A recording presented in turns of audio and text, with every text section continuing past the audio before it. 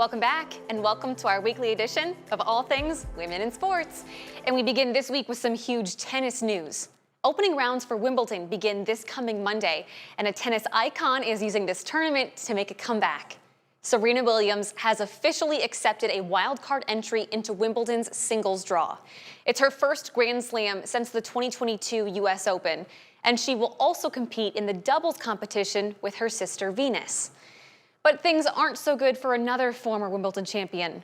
2023 champ Marketa Vondrousova has been punished with a 4-year suspension for refusing an anti-doping test.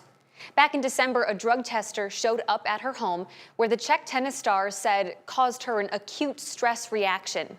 Because of her refusal, the International Tennis Integrity Agency is now barring her from playing in, coaching at, or even attending sanctioned tennis events for the next 4 years.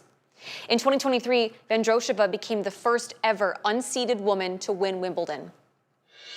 All right, in basketball news, you'll soon be able to watch even more WNBA. The league is expanding from 44 regular season games to 50 starting next year.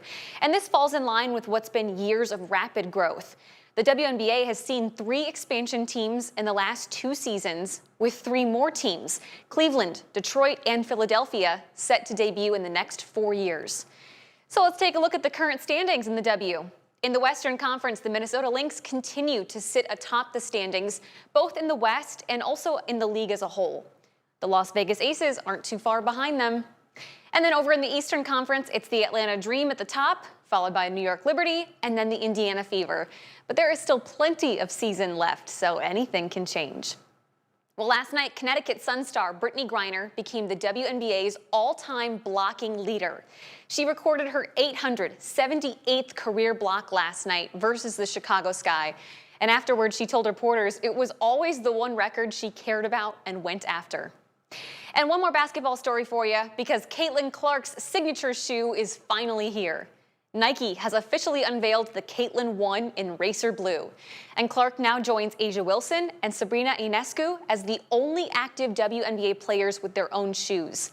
The Caitlin 1 will drop on October 1st. All right, switching to hockey, the PWHL held its college draft last week, and going number 1 overall was Wisconsin's Caroline KK Harvey, right there in the blue. The Olympic gold medalist and 2-time world champion will now play for the Vancouver Golden Eyes. And her teammates weren't far behind her. Wisconsin had 5 players drafted in the first round alone. And in other big hockey news, the PWHL is opening up to outside investment for the first time in league history.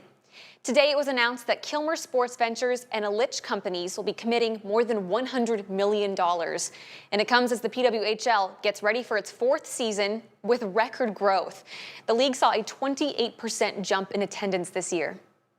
And finally tonight, there's a new partnership for women's professional baseball. The authentication site, The Realist, is now partnering with the WPBL to launch the first officially licensed baseball card and memorabilia program for women's pro baseball. It comes at the perfect time because the new WPBL is debuting on August 1st, marking the first professional women's baseball league in the U.S. since 1954. And of course, we'll be here covering it on Tuesdays. But for now, that'll do it for this week's edition of Women in Sports.